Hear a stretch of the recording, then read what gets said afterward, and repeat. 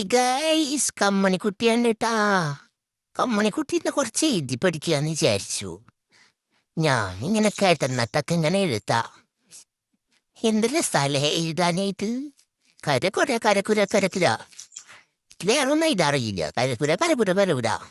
എങ്ങനെയുണ്ട് എഴുത്തൊക്കെ? ഞാൻ ഇങ്ങനെ കഴുതന്നൊക്കെ എഴുതാ. പക്ഷെ പിടിച്ചാൻ പറ്റുള്ള പുസ്തകം എന്ന് പറഞ്ഞിട്ട് അമ്മ ആ ചേച്ചിയുടെ പഴയ ബുക്കിന്റെ ചട്ട എടുത്തന്നേക്കാൻ എനിക്കിട്ടാ. പേനയൊക്കെ തന്നുണ്ട്, സൂപ്പർ പേനയാണ് കേട്ടാ. കാലുമേക്ക് എഴുതുന്നുണ്ട്. പെട്ടെന്ന് എൻ്റെ ശ്രദ്ധ മാറിയപ്പോ ഞാൻ കാലുമേ എഴുതി പോയി. അപ്പൊ അമ്മ പറഞ്ഞു പുസ്തകത്തിൽ എഴുതാൻ. അപ്പൊ ഞാൻ എഴുതാൻ പോവാട്ടാ.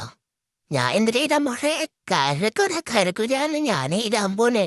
എനിക്ക് വേറെ ഒന്നും എഴുതാറിയില്ലല്ലോ. നട്ടെഴുതണോ കേട്ടെന്നട്ടെഴുതണോ എന്നൊക്കെ ഒരു പിടിയില്ലാണ്ടായി. എന്നെ കേട്ടെന്നട്ടെഴുതും, ഞാൻ ഇരുന്നട്ടെഴുതും. സൂപ്പറാണല്ലേ ഞാൻ. നിങ്ങൾക്ക് എന്നെ ഇഷ്ടായോ ഗൈസ്?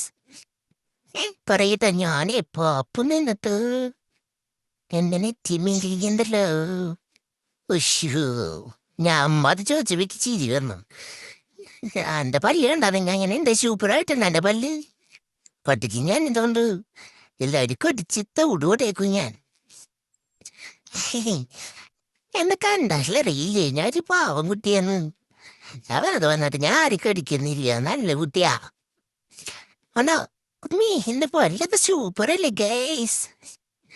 പിന്നെ എന്തൊക്കെയുണ്ട് വിശേഷം? നിങ്ങൾക്ക് സുഖമാണ് എല്ലാവർക്കും? ഏ പിന്നെ വേറെന്താണ്? ഞാൻ ഇങ്ങനെ വീട്ടിൽ ചേച്ചിയും ചേട്ടനൊക്കെ പോയി തന്നിക്കാവില്ല. എനിക്ക് കളിക്കാൻ പറ്റിയാനായിട്ട് ആരുമില്ല. ഇപ്പൊ ഞാൻ അമ്മയുടെ കൂടെ കുറെ നേരം അമ്മ അങ്ങോട്ടും ഇങ്ങോട്ടൊക്കെ കിടന്ന് നടക്കും. പിന്നെ അതേ ഇങ്ങനെ കുറെ അളുത്തുളുത്ത് പണികളൊക്കെ ഞാനിങ്ങനെ ചെയ്യും. ഇന്നെന്താണ് നേരം മുകലേ? ഞാനിങ്ങനെ ഓരോന്നൊക്കെ കാണിക്കുന്ന എൻ്റെ അമ്മ എനിക്ക് വീട്ടിൽ എടുത്തിട്ട് കാട്ടി തരും. ഞാൻ അങ്ങനെ ഫോണൊന്നും നോക്കാറില്ല കേട്ടോ. എനിക്ക് അമ്മ ഫോണൊന്നും തരാറില്ല. നല്ല കുട്ടിയാറല്ലേ എൻ്റെ അമ്മ. ഫോണൊന്നും പിള്ളേർ ഉപയോഗിക്കാൻ പാടില്ല. എന്നാ ശരി, എന്നാ tata bye bye, see U.